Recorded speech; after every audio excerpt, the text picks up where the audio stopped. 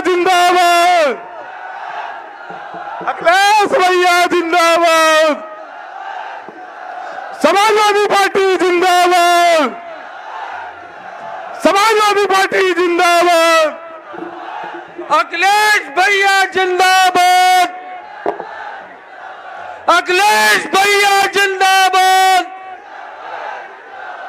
जिसका जलवा कायम है, जिसने कभी न झुकना सीखा, समाजवादी पार्टी जिंदाबाद, अखिलेश भैया जिंदाबाद, अखिलेश भैया जिंदाबाद।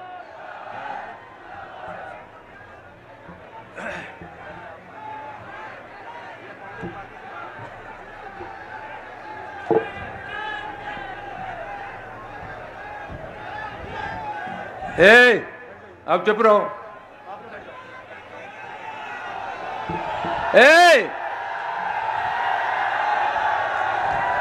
अब शांत रहिए, शांत शांत शांत।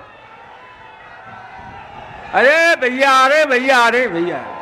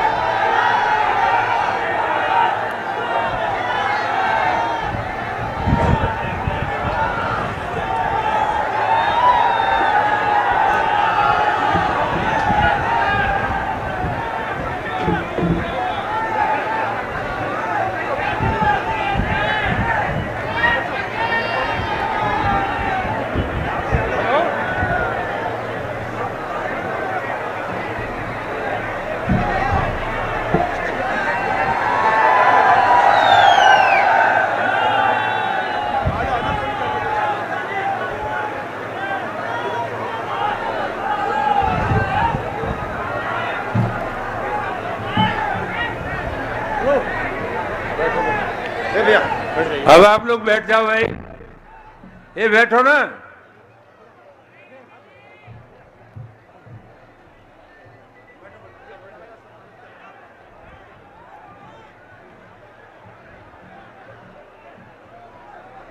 एक कोली बैठो।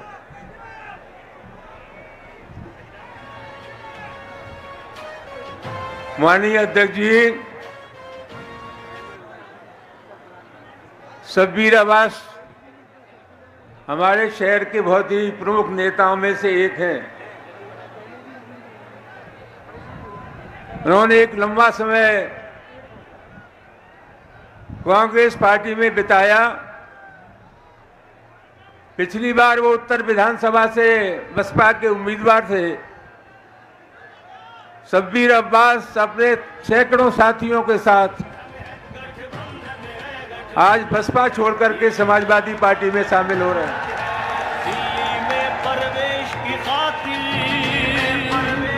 मैं पार्टी की राष्ट्रीय अध्यक्ष माननीय अखिलेश यादव जी से आग्रह करूंगा कि वो शब्बीर अब्बास का स्वागत करें। ये दुपट्टा ही डाल दो, कुछ नहीं है, ये डाल दो।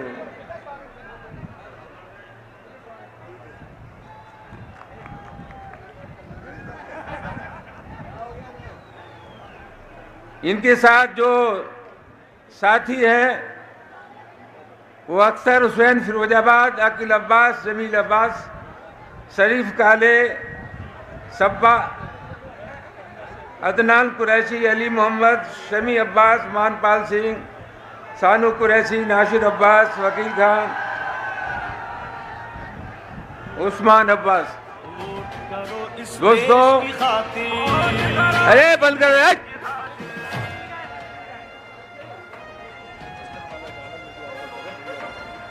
कह रहे हैं उम्मीद किसानों की इनसे,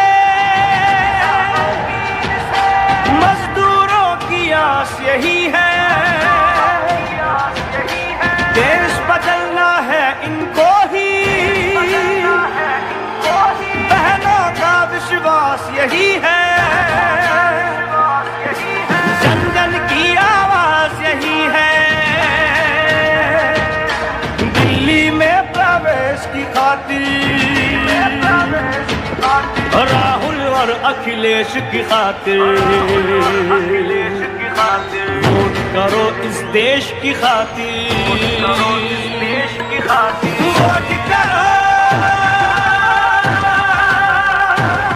इस देश की खातिर, राहुल अखिलेश की खातिर।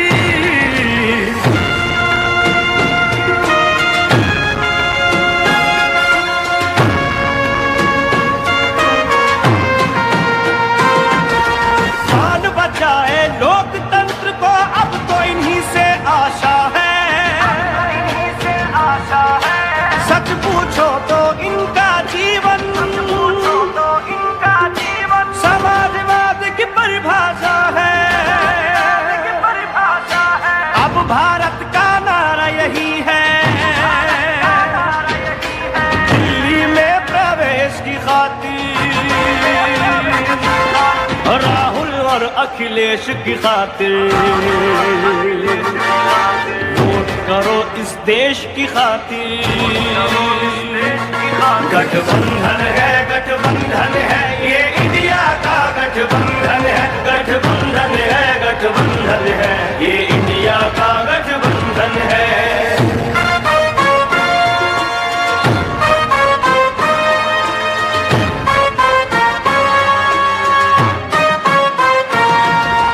नेताजी के लाल तुम ही हो,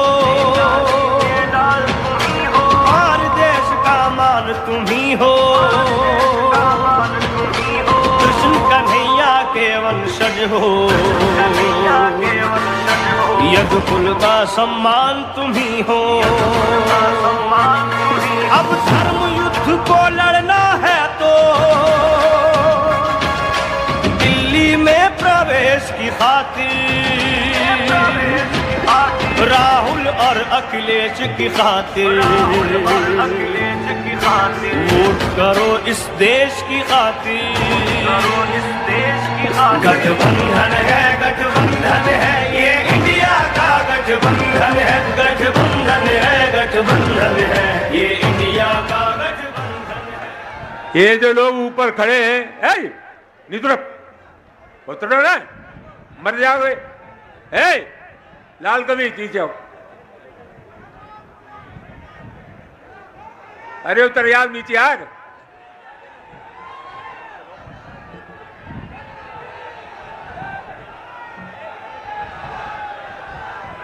आगरा लोकसभा क्षेत्र से, अब बात तो सुन लो,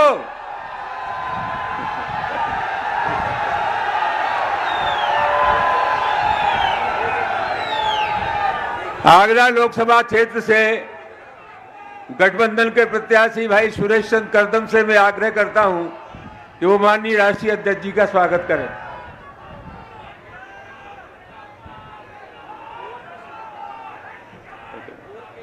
ले बुके ले लीजिए।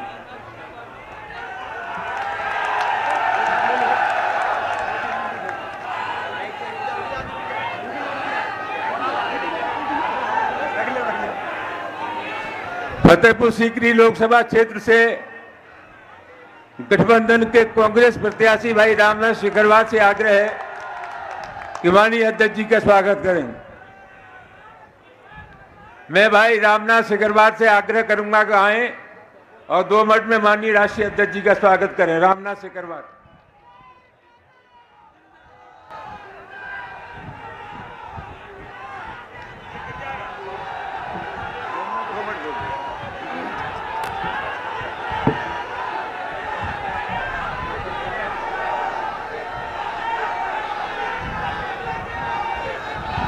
सम्माननीय पूर्व मुख्यमंत्री जी अखिलेश यादव जी, सम्माननीय मंच,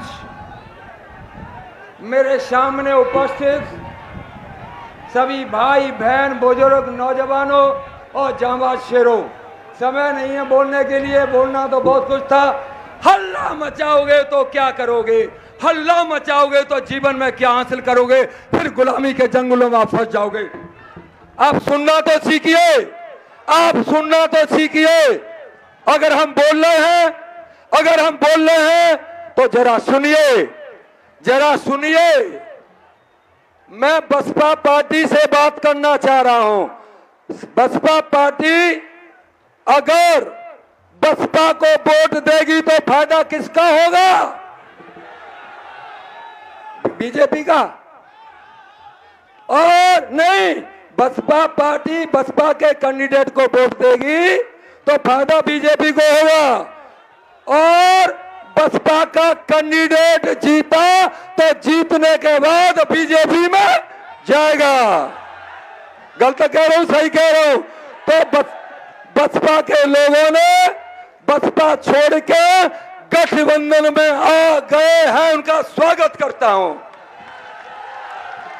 और भाई अग्निवीर पे जो बोलना चाह रहा हूं, पहले जो मिलिट्री की कैदियों बंद कर देंगे मैं, जो अग्निवीर योजना थी, ध्यान से सुन लो यार मेरे हो, अग्निवीर योजना का ना जो आर्मी की नौकरी थी वो 17 वर्ष 15 साल में पेंशन मिलती थी। अब 18 साल में भर्ती है जाओ, 22 साल में रिटायर है जाओ, न वर्तमान न भविष्य। मिलिट्री की नौकरी का सत्यानाश किसने किया? फूलने फूलने। अब समय आ गया है, अब सत्यानाश काय को करेंगे? फूल को तैयार है? ऐसे हो गए, तैयार है। ये ज्वाला निकलेगी तब इसका सत्यानाश होगा, वरना अभी चूके तो पछताने के अलावा कुछ नहीं मिलेगा। जो भी भ्रष्टाचारी पनप रहे हैं, इन भ्रष्टाचारियों के सींग भौतरे करने हैं तो गठबंधन को जिताइए। और करदम जी है यहाँ, करदम जी को जिताएंगे। अरे सुन तो ने, करदम जी को जिताएंगे। जे तुम्हारे काम करेंगे पहले जिताई लो, और काम नहीं करे तो मैं कहा जब फोन कर दियो, काम जबरई तक कराए वो हम जानते हैं जिनते। और सुन लो, और सुन लो, लोकसभा, अब हल्ला मत करो यार, प्लानिंग सुन लो। लोकसभा फतेहपुर सीकरी से चुनाव लड़ रहा हूं। रामनाथ को अगर सांसद बनाया तो ये भ्रष्टाचारी, अन्यायी, अत्याचारी को सुनाई नहीं देता है। रामनाथ को सांसद के रूप में ऐसा तेल तैयार कर रहे हो जिस तेल जिनके कान में डरेगा तो सुनाई देगा। नंबर 2, रामनाथ सिकरवार को सांसद बनाया तो एक ऐसा सुरमा तैयार कर रहे हो जो भ्रष्टाचारी, अत्याचारी, बेईमान, साड़, लफंगे आपको दिखाई नहीं दे रहे। इनको जिनको भ्रष्टाचार दिखाई नहीं दे रहा, ये सुरमा जिनकी आंख में लगेगा तो दिखाई देने लग जाएगा, लग जाएगा। अब मुझे इशारा हो गया है बात बंद करने का। लास्ट में इतना कह के जा रहा हूं, 7 तारीख को धुआंधार वोटिंग करो। और आपको जो लूटने वाले हैं, जिनकी ऐसी की तैसी,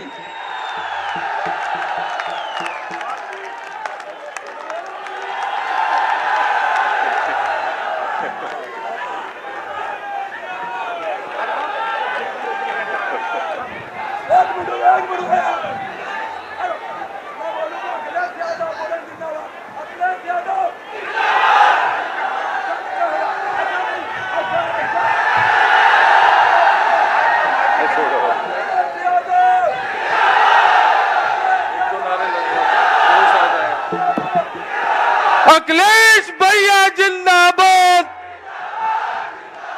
अखिलेश भैया जिंदाबाद।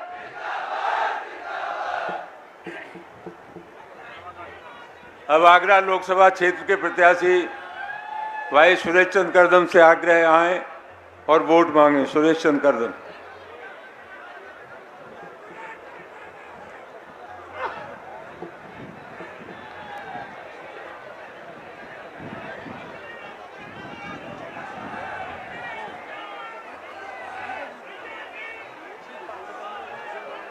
मंच पर बैठे मेरे सम्मानित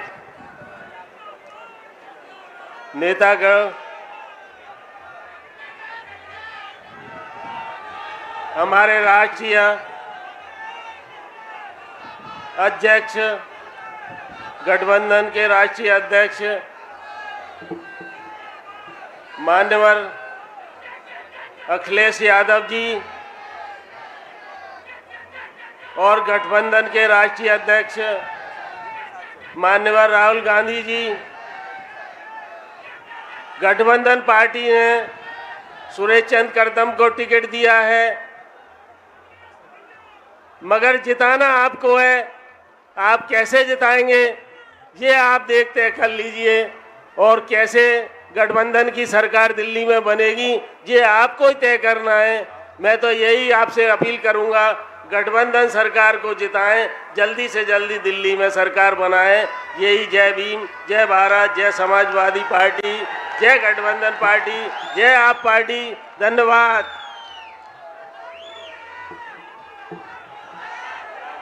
2 मिनट भाई शब्बीर अब्बास।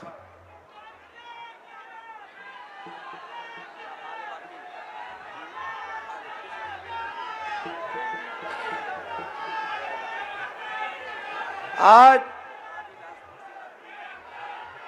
आए हुए सारे हमारे नौजवान साथियों, भाइयों और बहनों, सबसे पहले मैं आदरणीय श्री अखिलेश जी का हृदय से और दिल से स्वागत करता हूं। और उन्होंने मुझे आज अपनी समाजवादी पार्टी में शामिल किया है। मैं उनकी जो अच्छाइयां और देश के प्रति जो उनकी निष्ठा और जो कुछ कर गुजरने की तमन्ना है, मैं बहुत दिनों से उनसे प्रभावित था। आज मुझे मौका मिला और उन्होंने ये मौका दिया है।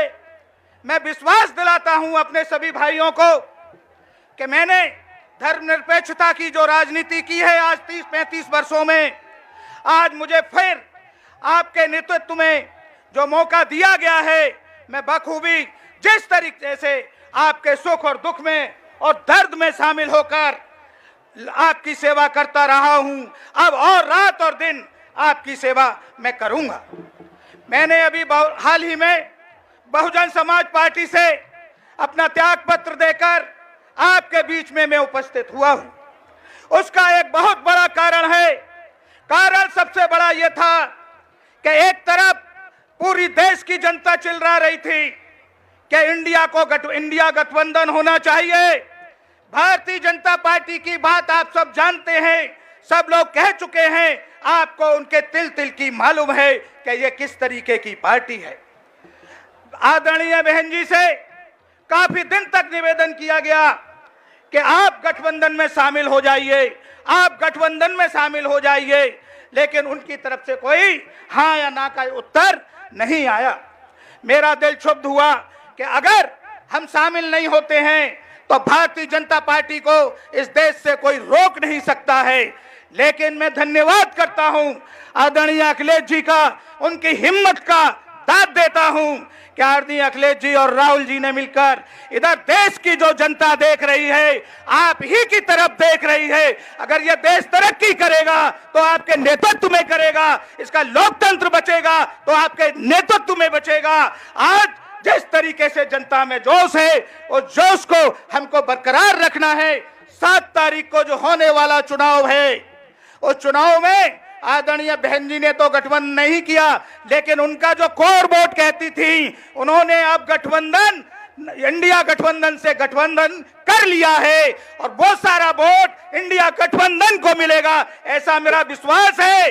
और आने वाले दिनों में देश में इस सत्ता को हम उखाड़ फेंकेंगे और इसका श्रेय अगर मिलेगा तो आदरणीय अखिलेश जी को मिलेगा और आप आगरा की जनता को मिलेगा। इन्हीं शब्दों के साथ अपनी बात को खत्म करता हूं, विराम देता हूं।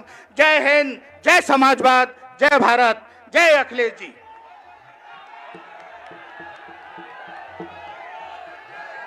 ये जीशान बहुत आलीशान फोटो बना के लाया है अखिलेश जी का। आगे आ जलिया वाक्य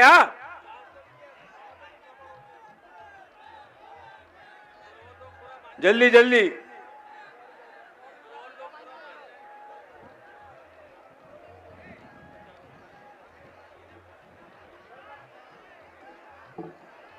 इसे आने दो, इसे आने दो।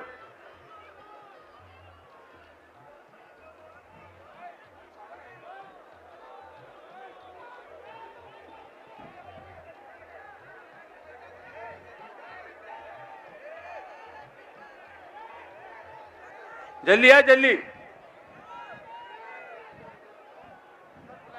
नंदलाल भारती आओ।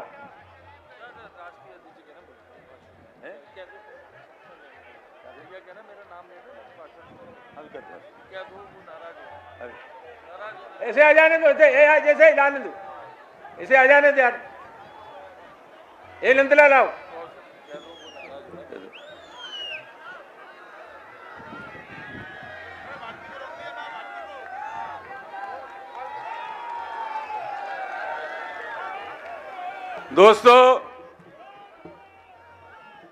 दोस्तों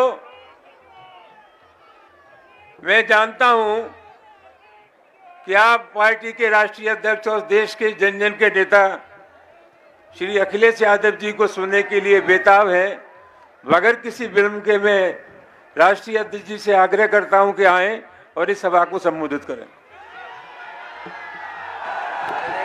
अखिलेश भैया जिंदाबाद, अखिलेश भैया जिंदाबाद,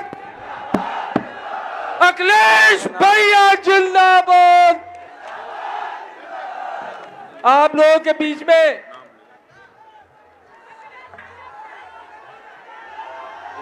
अखिलेश भैया जिंदाबाद।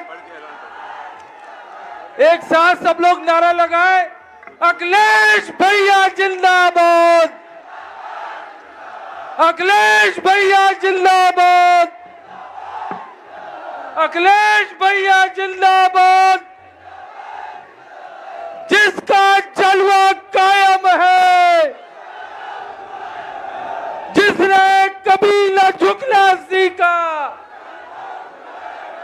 अखिलेश भैया जिंदाबाद।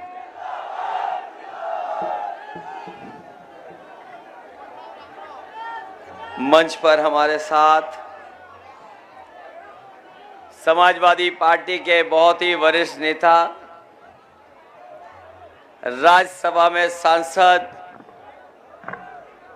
आदरणीय रामलीला सुमन जी, हमारे दोनों गठबंधन के प्रत्याशी जो कांग्रेस के प्रत्याशी हैं फतेहपुर सीकरी के, इंडिया गठबंधन के कांग्रेस पार्टी के प्रत्याशी रामनाथ सिकरवार जी, दूसरे आगरा शहर से समाजवादी पार्टी के इंडिया गठबंधन के प्रत्याशी सुरेश चंद करदम जी, मंच पर उपस्थित पूर्व एमएलसी उदयवीर सिंह जी, पूर्व विधायक रंजीत सुमन जी, श्याम कुमार करुणेश जी, हमारी पार्टी के जिलाध्यक्ष जी, कांग्रेस पार्टी के अमित दिवाकर जी, सुमित वैभव, देवेंद्र सिद्धार्थ, आम आदमी पार्टी के अध्यक्ष, पार्टी के हमारे जिलाध्यक्ष श्री कृष्ण वर्मा जी और बड़ी संख्या में हमारे सभी समाजवादी नेता जो मंच पर हैं, और इस चुनावी जनसभा में उपस्थित हमारे सभी आदरणीय बुजुर्ग, बड़ी संख्या में नौजवान साथी, पत्रकार बंधुओं, मैं आज आगरा के इंडिया गठबंधन के दोनों लोकसभाओं के उपस्थित सभी साथियों का बहुत बहुत धन्यवाद और आभार प्रकट करना चाहता हूं। इस बार जो चुनाव होने जा रहा है, ये विशेष चुनाव हो रहा है और सबसे अच्छा तो ये लग रहा है कि लोकतंत्र का असली चुनाव तो आगरा में दोनों लोकसभाओं में हो रहा है, जहां जनता खुद ही प्रत्याशियों को जिताना चाहती है। शायद ऐसा चुनाव हम लोगों ने पहले कभी नहीं देखा होगा कि जनता सब कुछ भूल करके, अपने बीच की सब दूरियां खत्म करके एक दूसरे का साथ और सहयोग दे रहे हैं। और ऐसा लग रहा है कि जो तीसरे चरण का चुनाव होने जा रहा है, हमारे यहाँ के लोगों को पता लग गया है कि किस तरीके से पहले दूसरे चरण में पश्चिम के लोगों ने इंडिया गठबंधन को जीत दिलाने का काम किया है। मुझे भरोसा है कि यहाँ पर भी तीसरे चरण के चुनाव में इंडिया गठबंधन सबसे अच्छे वोटों से जीत करके जा रहा है।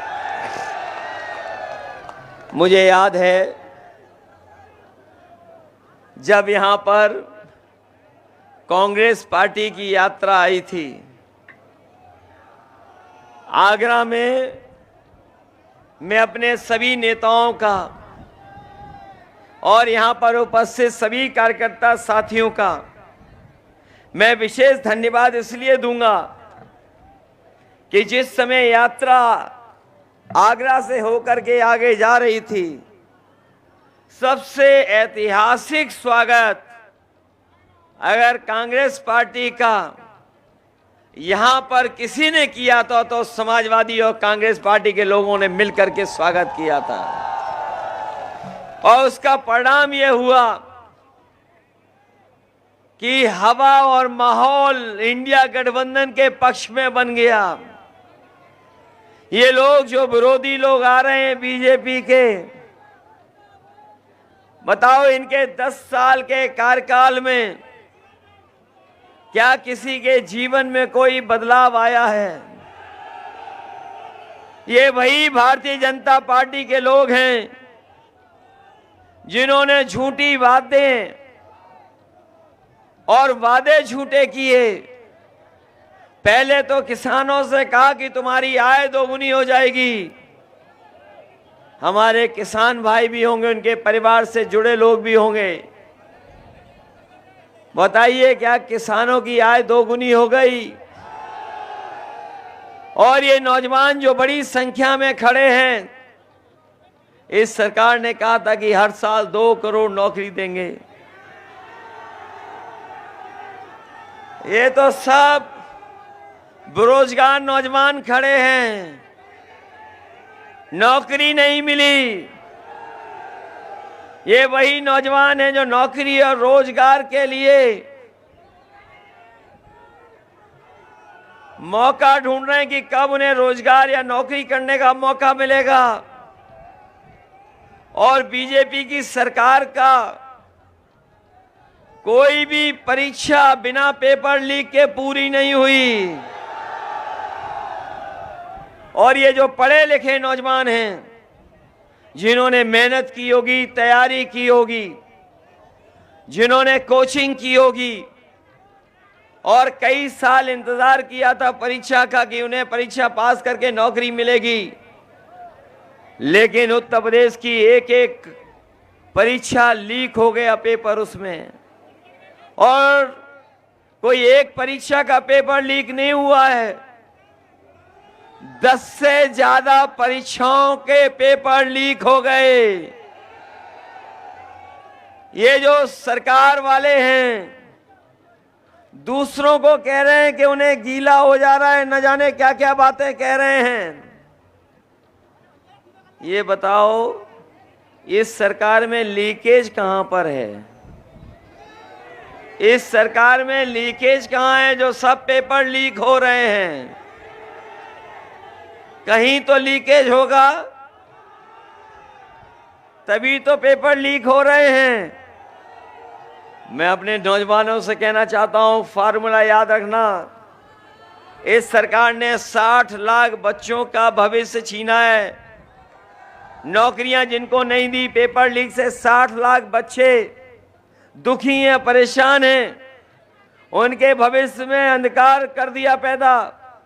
अगर 60 लाख बच्चों की परीक्षा नहीं हो पाई और अगर उनके माँ बाप को भी जोड़ दें तो एक घर में 3 वोट इनके खिलाफ हो गए। और अगर 60 लाख का हिसाब लगाएं तो पूरे उत्तर प्रदेश में 1,80,00,000 वोट खिलाफ हैं। और यही 1,80,00,000 को अगर हम 80 लोकसभाओं से भाग दे दें तो बताओ हर लोकसभा में 2,25,000 वोट कम हो गया कि नहीं हो गया? कहां से भरपाई करेंगे? कोई रास्ता नहीं है इनके पास। और मैं देख रहा हूं हमारे एक प्रत्याशी तो फौजी हैं, फौज के लोग भी हमें दिखाई दे रहे हैं। मैं अपने नौजवानों से कहना चाहता हूं जो तैयारी करते हैं फौज की, जो फौज की तैयारी करके फौज में भर्ती होकर के वर्दी पहन करके सीमा की रक्षा के लिए कसम खाते हैं, मैं उन नौजवानों से कहना चाहता हूं कि समाजवादी पार्टी और इंडिया गठबंधन कभी अग्निवीर जैसी नौकरी को स्वीकार नहीं कर सकता है। जब भी इंडिया गठबंधन की सरकार बनेगी इस अग्निवीर व्यवस्था को खत्म करने का काम करेंगे।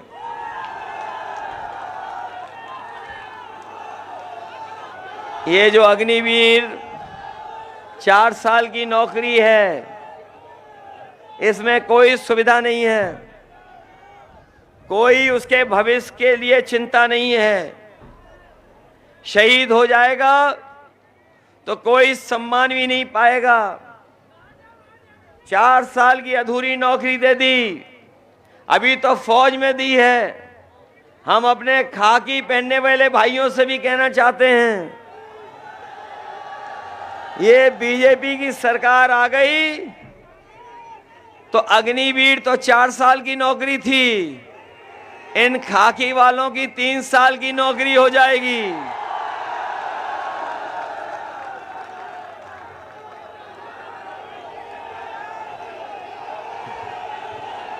इसलिए ये भी आपका साथ देंगे,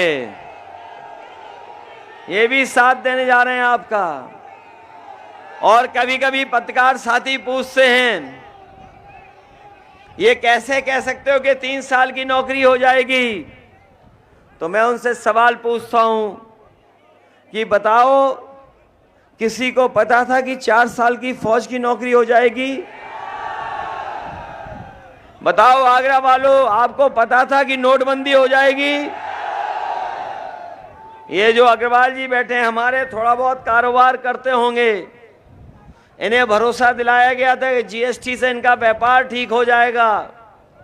जिस तरीके से देश आजाद हुआ था, आजादी का जिस तरीके से सेंट्रल हॉल में जश्न मनाया गया था, उसी तरीके से जीएसटी लागू कर जश्न मनाया गया था। बताओ जीएसटी से व्यापार बर्बाद हो गया कि नहीं हो गया? किसी को पता था कि बैंक का पैसा लेकर के बड़े बड़े उद्योगपति विदेश भाग जाएंगे? इन्होंने बैंकें डुबा दी, बीजेपी वालों ने बैंकें डुबा दी, ये पता है आपको? इन्होंने एयरपोर्ट बेच दिए, किसी को नहीं पता था। हवाई जहाज बेच दिए, किसी को नहीं पता था। पानी का जहाज का जो बंदरगाह है वो बेच दिया, किसी को नहीं पता था। टेलीफोन की कंपनी बेच दी, किसी को नहीं पता था। ये आउटसोर्स की नौकरियां आ गई सरकार में, किसी को पता था क्या? तो इसलिए सावधान हो जाओ। अभी तो इन्होंने थोड़े बहुत फैसले लिए हैं, ये सरकार में दोबारा आ गए तो हमारे संविधान को खतरा पैदा हो जाएगा। इनके लोग कह रहे हैं संविधान बदल देंगे, लेकिन इस बार उत्तर प्रदेश की जनता कह रही जो संविधान बदलना चाहते हैं हम उन्हें बदल देंगे। ये डबल इंजन वाले लोग, ये डबल इंजन की सरकार वालों के आगरा में होर्डिंग देखे होंगे आपने,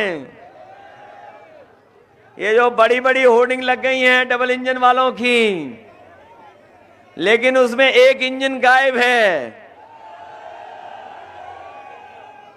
और जो चुनाव लड़ रहे हैं वो इंजन भी नहीं दिखाई दे रहा उन होर्डिंग में। ये वोट किसके लिए मांग रहे हैं सोचिए आप। जब इन डबल इंजन की सरकार वालों पे दूसरा चेहरा होर्डिंग के लिए नहीं है, तो जनता के बीच में जब आएगा, जनता के बीच में जब ये आएंगे तो ये अकेले होर्डिंग वाले भी गायब हो जाएंगे। हम अपने किसान भाइयों को कहना चाहते हैं कि समाजवादी और इंडिया गठबंधन सरकार बनाने जा रहा है, आप लोग मदद करें, सहयोग करें। ये जो उद्योगपतियों का कर्ज माफ हुआ है 16 लाख करोड़, ये लगभग 16 लाख करोड़ उद्योगपतियों का कर्ज माफ किया है बीजेपी ने।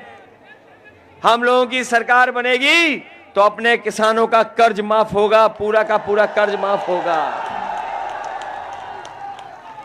न केवल कर्ज माफ करेंगे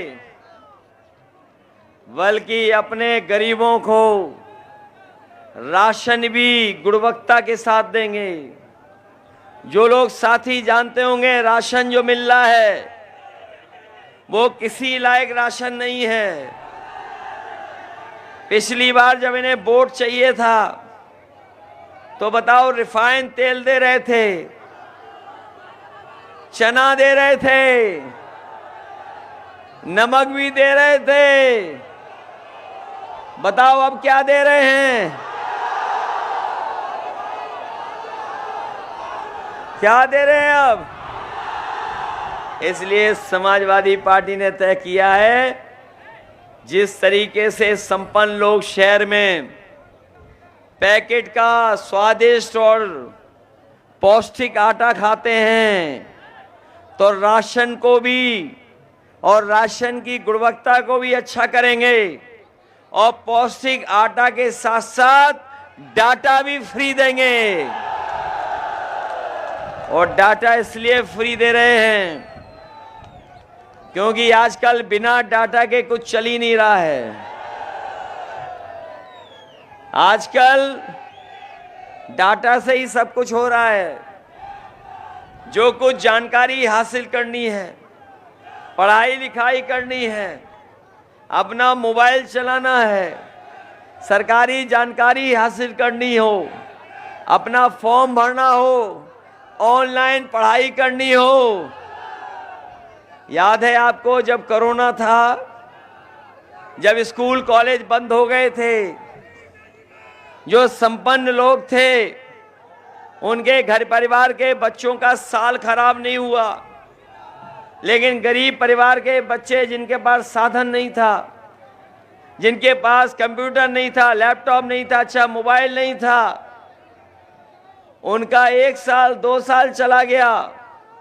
अभी बिल गेट्स आए थे और प्रधानमंत्री से बात कर रहे थे, कह रहे थे कि हम ये डिजिटल डिवाइड नहीं होने देंगे।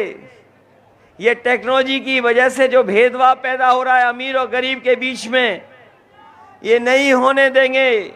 हमें खुशी है समाजवादियों को कि एक समय पर जो हम लोगों ने लैपटॉप गरीबों को दिए थे वो आज भी चल रहे हैं।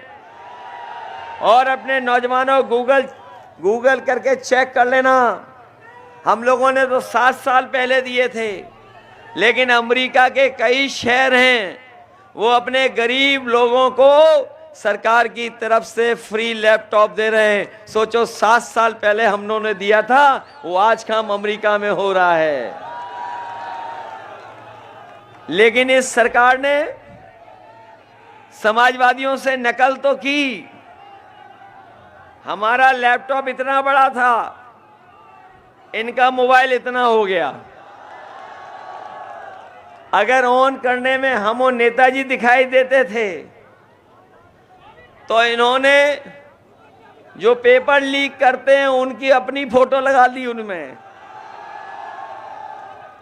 और यूं उंगली घिसते रहो, चलता ही नहीं है। बताओ नौजवानों के साथ धोखा हुआ क्या नहीं हुआ? इसलिए हम नौजवानों से कहना चाहते हैं, ये केवल हमारा आपका चुनाव नहीं है, हमारे आपके भविष्य का चुनाव तो है ही है, लेकिन आने वाली पीढ़ी के भविष्य का चुनाव भी है। ये चुनाव ऐसा है कि अगर बीजेपी के लोग जीत गए तो बाबा साहब भीमराव अंबेडकर जी का बनाया हुआ दुनिया का सबसे शानदार संविधान ये बदल देंगे। बताओ इन्हें बदलने दोगे संविधान क्या? इसीलिए मैंने कहा कि 2024 का चुनाव संविधान मंथन का भी है। एक तरफ वो लोग हैं जो संविधान की रक्षा करना चाहते हैं और दूसरी तरफ वो लोग हैं जो संविधान के भक्षक लोग हैं। बताओ संविधान की रक्षा करोगे क्या नहीं करोगे? ये संविधान हमें न्याय दिलाता है, ये संविधान हमारी रक्षा करता है, ये संविधान हमें अधिकार दिलाता है, ये संविधान हमारे लिए संजीवनी है। इसलिए संविधान को हम बदलने किसी कीमत पे नहीं देंगे। जो लोग बदलना चाहेंगे हम उनको बदलने का काम करेंगे। इसलिए हम लोगों ने पीडीए परिवार बड़ा कर दिया। ये घबराए हुए पीडीए परिवार से, इन्हें समझ में नहीं आ रहा कि क्या मुकाबला करेंगे। हमारे आगरा वालों बताओ, जो समाजवादियों ने काम किए थे वो आज दिखाई देते हैं कि नहीं दिखाई देते हैं? यही आगरा से लखनऊ तक पहले न जाने कितना टाइम लगता था। प्रिंस कितना टाइम लगता था? पहले 6 घंटा लगता था, और अब अगर प्रिंस को वो दे दो स्टीयरिंग तो 2.25 घंटे में पहुंच जाते हो। सड़क बनाई, बाईपास दिया, मेडिकल कॉलेज ठीक किया, बजट दिया, एम्बुलेंस दे दी, और इन्होंने एम्बुलेंस खराब कर दी। 100 नंबर दिया पुलिस को रिस्पांस सिस्टम, सरकार ने 112 कर दिया। सरकार ने नंबर बढ़ा दिया, 100 से 112 कर दिया। पुलिस को लगा कि उन्हें भी रेट बढ़ा देना चाहिए। बताओ 100 नंबर खराब कर दी क्या नहीं खरा दी? और ये लोग जो ईमानदार बन रहे थे, बताओ इनके ईमानदारी का पर्दाफाश हो गया कि नहीं हो गया? इलेक्टोरल बॉन्ड के बारे में तो जान गए होगे आप। हम आप लोग किसी को चंदा देते हैं तो 1000, 2000, 5000, 50,000, कोई संपन्न होगा तो 1 लाख दे देगा। लेकिन सोचो बीजेपी ने बताओ कितना पैसा वसूला। किसी से 1600 करोड़, किसी से 1000 करोड़, किसी से 500 करोड़, किसी से 400 करोड़, किसी से 200 करोड़। और जिसका ये हमें और आपको वैक्सीन लगवा रहे थे, बताओ वैक्सीन वालों से भी पैसा वसूल लिया कि नहीं वसूल लिया? भाई हम तो बच गए वैक्सीन से, आप बच पाए कि नहीं बच पाए? सोचो कैसी सरकार है, वैक्सीन लगाने वालों से पैसा वसूल लिया इन्होंने। बताओ जब से इलेक्टोरल बॉन्ड आए हैं तब से बीजेपी का बैंड बज गया कि नहीं बज गया? और जो लोग 2014 में आए थे, 24 में इनको विदा कर देंगे। यूपी वाले स्वागत भी अच्छा करते हैं, लेकिन जब विदाई होगी आगरा से तो बैंड बाजे के साथ विदाई होगी। बताओ इनकी विदाई करोगे कि नहीं करोगे? ये महंगाई बढ़ाने वाले लोग, भ्रष्टाचार बढ़ाने वाले लोग, इनकी विदाई करोगे? और जो लोग जानते होंगे आगरा के बारे में, न जाने क्या दिक्कत है बीजेपी के लोगों को कि आगरा की तरक्की को ये देख नहीं सकते, आगरा की तरक्की को ये देख नहीं सकते। बताओ पिछले 10 साल से आगरा को बर्बाद कर दिया कि नहीं कर दिया?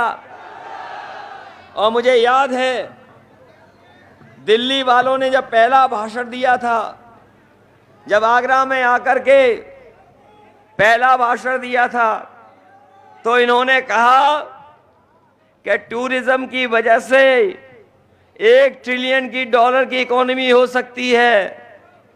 लेकिन जो आंकड़े बताते हैं, जो सच्चाई के आंकड़े हैं, इनकी नफरत भरी राजनीति की वजह से इस मोहब्बत भरे शहर का कारोबार कम हो गया। 50% टूरिस्ट कम हो गए, अब नहीं आते यहाँ पर। बड़े बड़े होटलों के कमरे खाली रह जाते हैं। जो एयरपोर्ट बनाया भी वो फौज से उधार पे चलाते हैं, इनका अपना एयरपोर्ट नहीं है। कम से कम एयरपोर्ट में सुविधाएं ही दे दें जिससे अंतर्राष्ट्रीय एयरपोर्ट के हिसाब से बन जाए और यहां से फ्लाइट आना जाना शुरू हो जाए। मुझे याद है आगरा के किनारे एक अंतर्राष्ट्रीय एयरपोर्ट में बनाना चाहता था, जगह थी केवल ताजमहल से 15-16 किलोमीटर दूर थी, लेकिन सीधे 8-9 किलोमीटर थी। आगरा यमुना के उस पार, यमुना इस पार, आगरा के यमुना के उस पार। इन्हें ज्यादा जमीन भी नहीं अधिग्रहण करनी पड़ती, लेकिन हमारी सरकार में इन्होंने एनओसी नहीं देखी। अगर एनओसी मिल गई होती तो अंतर्राष्ट्रीय एयरपोर्ट बन जाता। अब इंडिया गठबंधन की सरकार बनने जा रही है, आगरा में अपना अंतर्राष्ट्रीय एयरपोर्ट होगा आज, जिससे व्यापार और कारोबार बढ़ सके। मैं जानता हूं कि यहां पर क्रिकेट प्रेमी बहुत हैं नौजवान। हालांकि अब हम लेदर बॉल से नहीं खेलते, उम्र के हिसाब से टेनिस बॉल से खेल रहे हैं। लेकिन आईपीएल की धूमधाम अलग तरह की है। हमें मौका मिला था, लखनऊ में हमने अंतर्राष्ट्रीय स्टेडियम बना दिया था। मैं अपने आगरा वालों को भरोसा दिला के जा रहा हूं, हमारी समाजवादियों की कहीं सरकार बनेगी, सबसे पहले अंतर्राष्ट्रीय अगर स्टेडियम कहीं बनेगा तो हमारा ये अंतर्राष्ट्रीय शहर में बनेगा, जिससे हमारे नौजवानों को अंतर्राष्ट्रीय स्तर की ट्रेनिंग और खेल हो सके। हम जानते हैं यहाँ के जूते का कारोबार, लेदर का कारोबार बहुत पुराना है। उस समय उद्योगपति और कारोबारी लोग हमसे मिलते थे, हमने सुविधाएं देना शुरू कर दी थी, बहुत सुविधाएं दी थी। लेकिन नफरत भरी राजनीति करने वाले लोगों ने हमारे जूते के कारोबारी और लेदर के कारोबारियों के साथ अन्याय किया है। यहाँ का कारोबार दूसरे देश में जा रहा है, दूसरे शहरों में जा रहा है। इस कारोबार को खत्म करने की इन्होंने कोशिश की है। लेकिन अपने हम उद्योगपति भाइयों बहनों से कहना चाहते हैं, अगर जूते का एक्सपोर्ट का कारोबार यहाँ अच्छा है, लेदर का कारोबार है अच्छा है, हम सुविधाएं देंगे, मदद करेंगे, जिससे इस कारोबार को और बढ़ा सकें। हम बीजेपी वाले ऐसे नहीं हैं जो नफरत की राजनीति करते हों।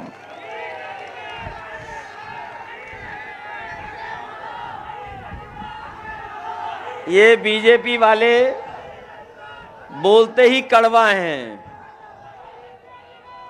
इन्हें पेठे से कोई लेना देना नहीं है। मैं तो कहूंगा कि जब इनकी विदाई हो तो हम लोग चौराहे चौराहे पेठा बांटें, और हम भी यहां से पेठा भर करके लेंगे और लखनऊ में खूब बंटवाएंगे बीजेपी वालों के लिए। ये कारोबार या उद्योग या बिजनेस को इसलिए नहीं मदद करते हैं क्योंकि कारोबार हमें जोड़ता है। हम कारोबार में एक दूसरे से जुड़ जाते हैं। अगर हम कारोबार में देखें, जो लोग शामिल रहते हैं वो कई जाति धर्म के लोग एक साथ मिलकर काम करते हैं, क्योंकि कारोबार से हमारे सब लोग जुड़े रहते हैं, इसलिए ये कारोबार की मदद नहीं करते हैं। और अगर कारोबार से की मदद की होती तो ये सरकार जो चिल्लाती थी 1 डिस्ट्रिक्ट 1 प्रोडक्ट, बताओ आगरा के कारोबार के लिए इन्होंने क्या मदद की है? कोई मदद नहीं की।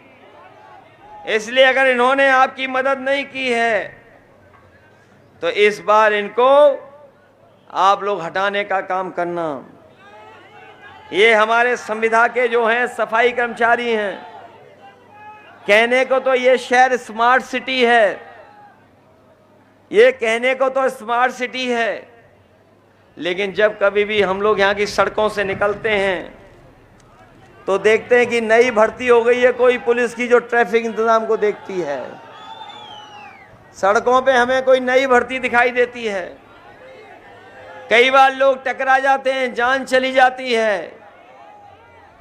ये स्वच्छ भारत का सपना दिखाने वाले लोगों ने आगरा को अंतर्राष्ट्रीय शहर को कचरा और कूड़े करकट का शहर बना दिया। न नाला साफ कर पाए, और जो लोग कहते थे कि मां गंगा ने बुलाया है, जो लोग कहते थे मां गंगा ने बुलाया है, उन्हें मां यमुना की तो याद ही नहीं आ रही है। बताओ यमुना नदी सुखा दी कि नहीं सुखा दी? इस बार बीजेपी वालों को वोट से सुखा दो आप लोग। यमुना बर्बाद कर दी इन्होंने, सब नाले यमुना में डाल रहे हैं और यमुना नाला बन गई। इन्होंने नाले की सफाई नहीं की, लेकिन जितना भी बजट आया उसकी सफाई कर दी। सब लूट लिया इन्होंने। मतलब यमुना के पानी की सफाई का पैसा लूट लिया कि नहीं लूट लिया? ये कूड़ा भरा पड़ा है स्मार्ट सिटी में, बताओ कूड़े सफाई का भी पैसा लूट लिया इन्होंने। इसलिए मदद करो आगरा वालों। ये हमारे फौजी भाई हैं, फतेहपुर सीकरी के लड़ रहे हैं, ये राजनीति में आ गए हैं। समाजवादियों, एक एक समाजवादी इनकी मदद करना। मदद करोगे समाजवादियों? अरे आगरा का तो संदेश दुनिया में जाता है। अपना बोर्ड खराब तो नहीं करोगे दूसरे दलों को दे करके? बाबा साहब का जो संविधान है उसको बचाने के लिए मदद करोगे? अगर आप लोग घर घर जाओगे और घर घर बताओगे बीजेपी की जो लूट है और झूठी भाषा है, तो आपको समर्थन मिलेगा, सहयोग मिलेगा। बोलो, घर घर जाओगे आप लोग, मदद करोगे? अगर आज ही से आप घर घर निकल गए तो रिकॉर्ड मतों से हमारे दोनों साथी जीतेंगे। मदद करोगे आप लोग? और आप ही लोग चाहते थे गठबंधन हो जाए, तो गठबंधन कर लिया कि नहीं कर लिया? कुछ लोग ऊपर से बोलते थे, कुछ ही मनी मन चाहते थे, लेकिन चाहते थे कि गठबंधन हो जाए। गठबंधन कर लिया हम लोगों ने। इसलिए इस गठबंधन का एक एक प्रत्याशी को आप लोग मदद करना, जिताना सब लोग। और जो जो बातें हम लोगों ने कही हैं उनको पूरा करेंगे। और ये लोग जो स्वच्छ भारत और सफाई कर्मचारियों को जब तक सम्मान नहीं मिलेगा, जब तक संविदा सफाई कर्मचारियों को हम विनियमितीकरण की तरफ नहीं ले जाएंगे, तब तक या ठोस कोई उनके लिए योजना नहीं बनाएंगे, तब तक हम सफाई कर्मचारियों से उम्मीद नहीं कर सकते कि वो हमारा ईमानदारी से काम करेंगे। जहां वो ईमानदारी से काम कर रहे हैं, लेकिन जो उन्हें सम्मान मिलना चाहिए, सरकार की जो सुविधाएं मिलनी चाहिए, वो नहीं मिल पा रही हैं। सरकार में आएंगे तो सफाई कर्मचारियों को बड़े पैमाने पर हम लोग विनियमितीकरण करा करके उनका भविष्य और उनके परिवार का खुशहाली के रास्ते पर ले जाने का काम करेंगे। इन्हीं शब्दों के साथ एक बार फिर अपने दोनों प्रत्याशियों के पक्ष में आपसे सहयोग मांगते हुए, मदद मांगते हुए कि इन दोनों साथियों को जिता देना, घर घर जाकर के वोट मांगना और घर घर से वोट निकलवा करके इन्हें जिता देना। बहुत बहुत धन्यवाद।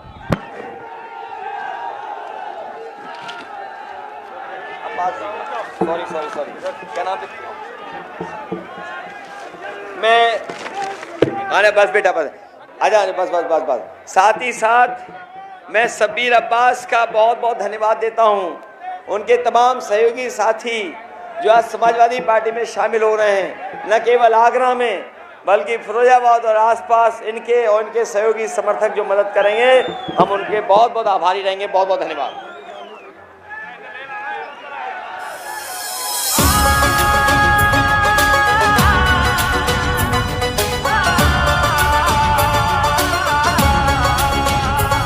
महंगाई ने तोड़ा, कहीं शहनाई ने तोड़ा, मनोबल भारत का था जो वो तानाशाही ने तोड़ा। भारत को हमने जोड़ा है, तुमने तो इसको तोड़ा है। तानाशाह ने देश की कश्ती को मझधार मिला के छोड़ा है। भारत का किसान ये कहता है, कहता है, इंडिया को अपना वोट दो, गठबंधन को तुम। उन्हें कम से कम आगरा के बारे में बताना चाहिए था कि यहाँ के विकास के लिए, यहाँ की लेदर इंडस्ट्री के लिए, यहाँ के कारखानों के लिए, यहाँ की टूरिज्म इंडस्ट्री के लिए क्या इंफ्रास्ट्रक्चर दिया, यहाँ के कारोबार को ठप कर दिया। आप सोचिए, नफरत करने वाले दुनिया में डरा रहे लोग, और लोग जब डर जाते हैं तो फिर कैसे आएंगे मोहब्बत के शहर में। ये बीजेपी वाले लोगों को डराते हैं कि यहाँ मत आना। तो सोचिए, आगरा के कारोबार को नुकसान पहुंचा रहे हैं कि नहीं पहुंचा रहे हैं। परिवारवाद पर वो हमला बोलते हैं। लेकिन देखने का तरीका है, देखने का तरीका है। अरे हर चीज खराब लगती है। इस मोहब्बत के शहर में भी आप बताओ, नफरत फैलाने आए थे।